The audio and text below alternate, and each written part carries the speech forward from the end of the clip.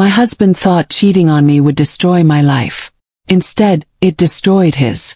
And the worst part for him, his own mother took my side. Not quietly either.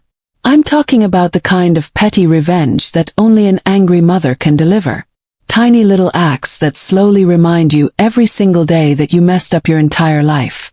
And honestly, watching my cheating husband get rejected by his mistress, while his own mom made dinner specifically so he'd starve, was somehow both heartbreaking and unbelievably satisfying. But to understand why his own parents turned against him, you need to know what happened behind closed doors. About a year ago, my life looked normal from the outside. I'd been married to my husband for 15 years. We had a daughter together, and she's autistic, which meant our household ran on routines, structure, and emotional stability. Every day was carefully managed because even small changes could trigger overwhelming meltdowns for her. So I became the glue holding everything together. I handled schedules, doctor appointments, school calls, meals, bills, emotional breakdowns, everything. And like a lot of women in long marriages, I stopped paying attention to myself somewhere along the way. My whole world became taking care of everyone else, especially him. My husband was unbelievably picky when it came to food. And I don't mean normal picky. I mean won't touch anything green, refuses certain textures, acts personally attacked by seasoning levels of picky. For 15 years I planned meals around him. Every grocery list, every dinner, every restaurant, every holiday meal. I adjusted my life to fit his comfort. And while I was doing all of that, he was cheating on me. I found out in early September. I still remember the exact feeling. It wasn't dramatic at first. There wasn't screaming. There wasn't some movie scene where glasses shattered against walls. It was quieter than that. Worse, honestly. My chest felt cold. My hands started shaking so hard I almost dropped my phone. And suddenly every weird behavior from the previous months started connecting together like puzzle pieces I never wanted to solve. The late nights, the secretive texting, the sudden protectiveness over his phone, the emotional distance, that awful gut feeling women are always told they're imagining. I confronted him expecting denial. Instead, he gave me the emotional equivalent of a shrug. Like destroying our family was just inconvenient timing.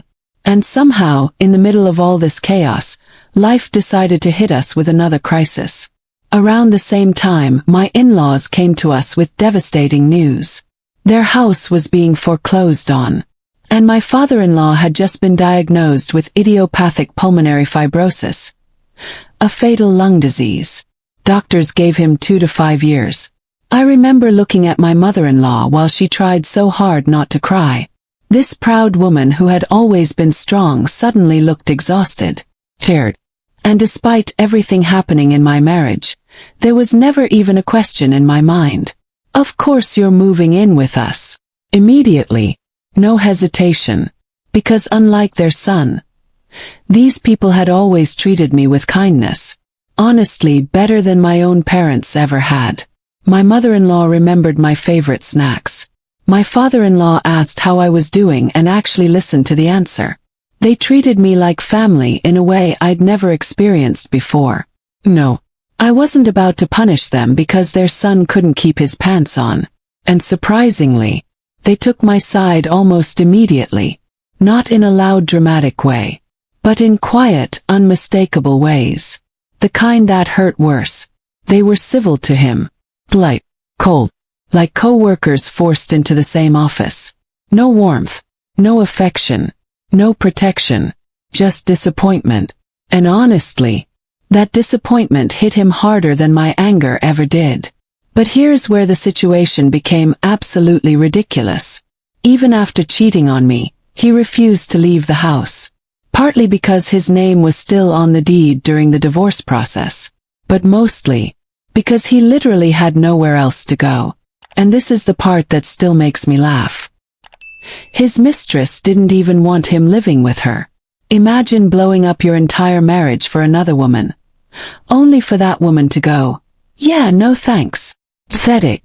So there we were, living in this weird nightmare house. My cheating soon-to-be ex-husband, me, her daughter, and his parents, all under one roof. Every dinner felt tense. Every hallway interaction felt awkward. You could practically feel resentment floating through the air like smoke.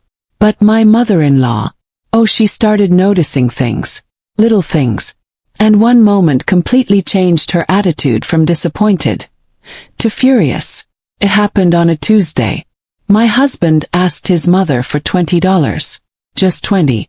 He told her he needed gas for the car. Now keep in mind we only had one vehicle between us at the time, so gas mattered. She gave him the money because, well, that's her son. But something wasn't adding up. From Tuesday night until Thursday morning, the gas needle barely moved from empty, and he barely used the car. Then we realized something else. That Wednesday, he had spent the entire day out with his mistress. When I casually mentioned the gas situation Thursday evening, I watched my mother-in-law's expression slowly change. First confusion, then realization, then pure rage. He hadn't needed gas. He lied to his own sick mother for money so he could go play boyfriend with his mistress. The room went dead silent, and my mother-in-law just stared at the wall for a second like she was replaying every life decision that led to this moment. Then she said quietly, "You've got to be kidding me." That was the exact moment something shifted inside her. Because cheating on your wife is one thing. But using your dying father's household money to fund dates with your affair partner, that crossed a line even she couldn't defend. And from that point on, the petty revenge officially began. After the gas money incident, the atmosphere in the house completely changed. Before that, my mother-in-law had still been holding on to this tiny thread of hope that maybe her son was just confused. Maybe he'd come to his senses. Maybe this affair was some stupid midlife crisis that would burn itself out. But once she realized he had lied to her face for money just to take his mistress out, that hope died instantly. And honestly, you could feel it. The house became colder toward him overnight. Not openly hostile. That would have been easier. No, this was worse. It was disappointment served slowly every single day. And nowhere was that more obvious than at dinner. One evening my mother-in-law and I were standing in the kitchen trying to figure out what to cook.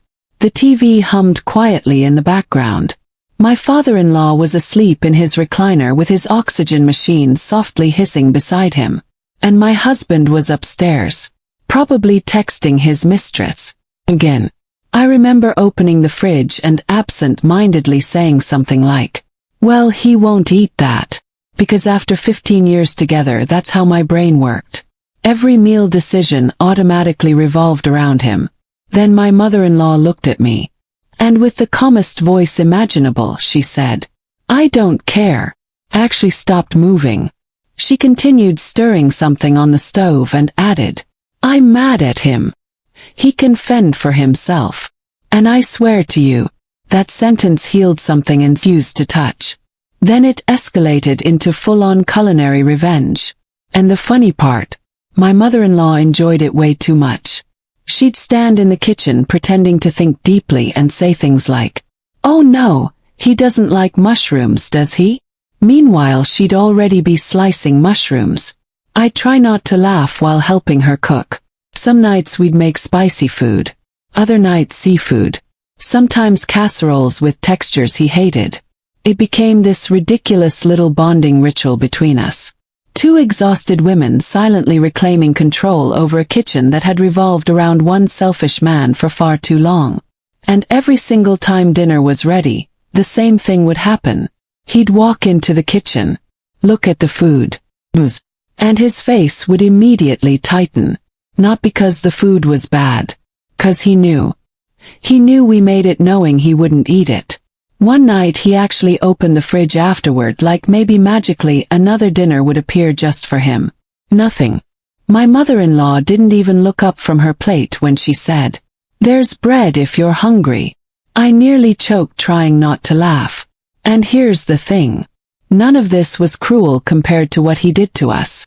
This man shattered his marriage, destroyed his daughter's stable home life, humiliated me, lied to his parents, used his mother for money, and still expected the world to orbit around him like he was some misunderstood victim. But reality was finally catching up to him.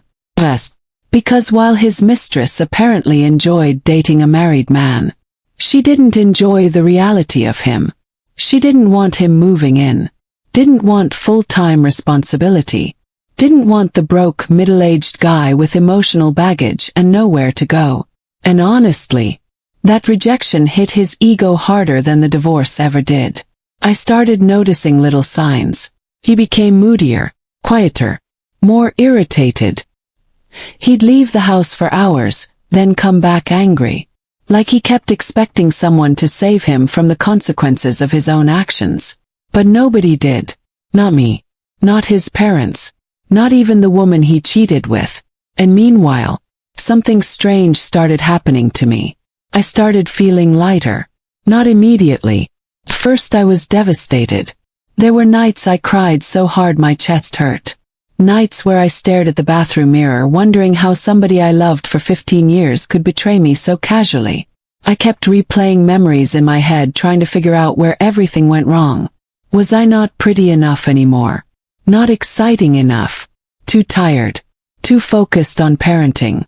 You torture yourself with those questions after betrayal, especially when the person who hurt you acts like your pain is just an inconvenience. But slowly, very slowly, I started realizing something important. His cheating wasn't a reflection of my worth. It was a reflection of his character. And once that realization finally settled in, I stopped shrinking myself. I started taking care of me again. I changed my eating habits, started losing weight, started looking in the mirror differently. Not because I wanted him back. God no. That ship had exploded. But because for the first time in years, I actually had energy to focus on myself instead of managing a man-child's emotions and food preferences. And the results? Unbelievable. By the time several months had passed, I'd lost 60 pounds. People started noticing. Friends, neighbors, family, even strangers. And let me tell you something deeply satisfying. Nothing drives a cheating ex crazier than watching the person they underestimated glow back to life without them, especially while their own life is actively falling apart. One evening I caught him staring at me for a second too long.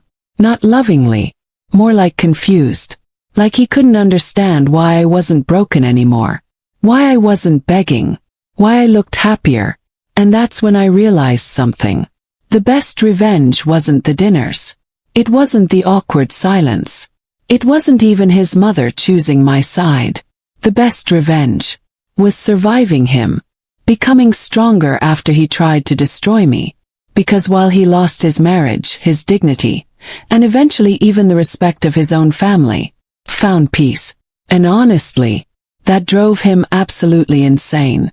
By the end of everything, the house didn't even feel like a marriage anymore. Felt like a waiting room after a disaster. Nobody yelled anymore. Nobody fought. That part was over.